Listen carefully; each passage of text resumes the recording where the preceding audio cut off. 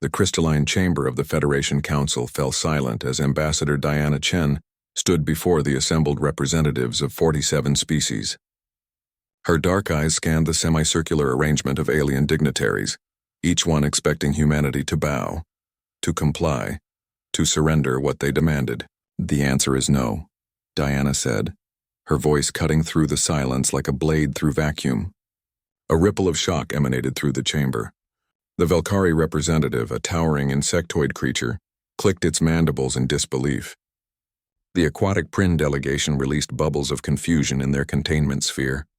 Even the ancient Morvath elders, who had witnessed the rise and fall of countless civilizations, leaned forward in their gravitational suspension fields. Councillor Thexvar, a six-armed Zenthari who served as the Council's High Arbiter, spoke with barely contained fury.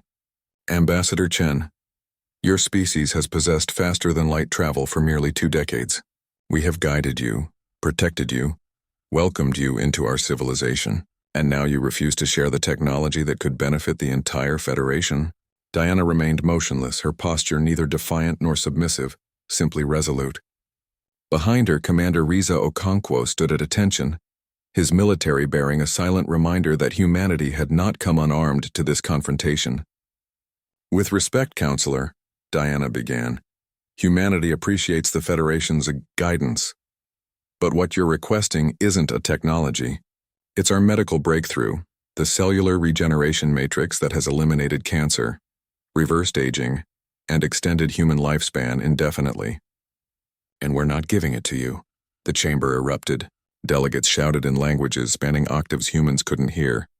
The Velkari slammed its appendages against its podium.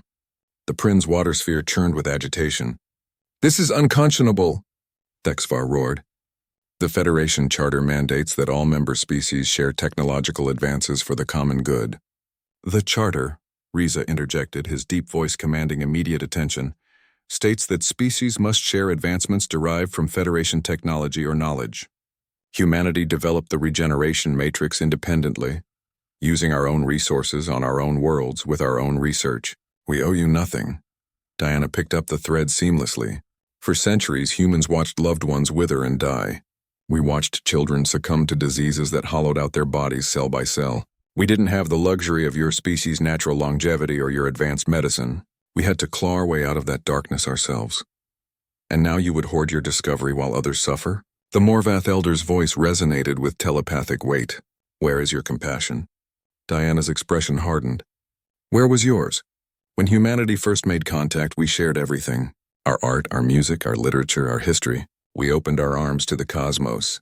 And what did we receive in return?" She activated a holographic display. Images flooded the chamber.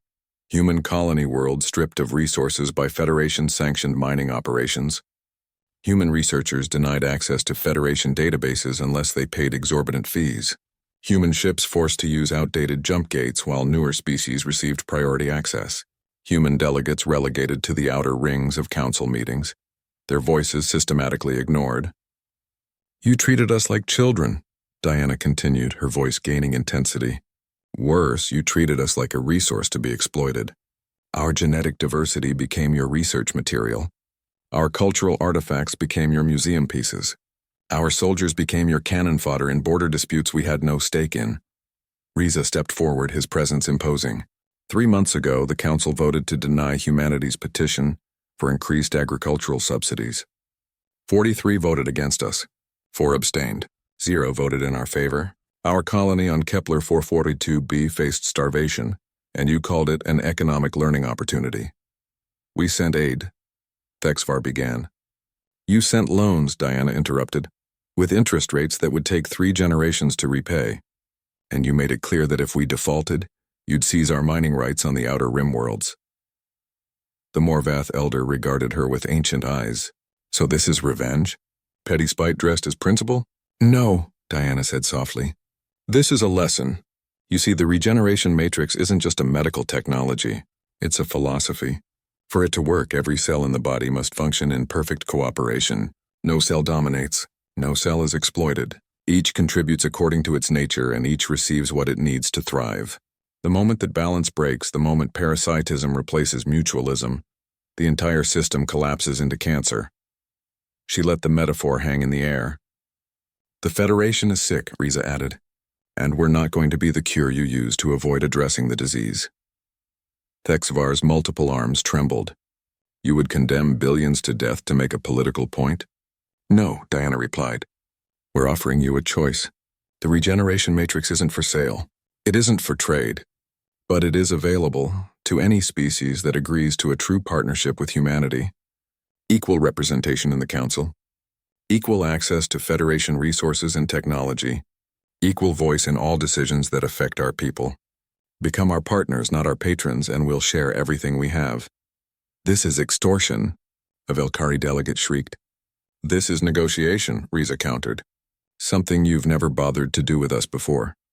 Diana deactivated the hologram and faced the Council with unwavering conviction. Humanity spent 10,000 years learning a hard truth. That civilization isn't built on hierarchy and exploitation. It's built on mutual respect and genuine cooperation. We've made our offer. The choice is yours. She turned to leave, Riza falling into step beside her. Their footsteps echoed in the suddenly quiet chamber. Ambassador Chen, the Morvath elder called out. What if we refuse? Diana paused at the chamber entrance and looked back.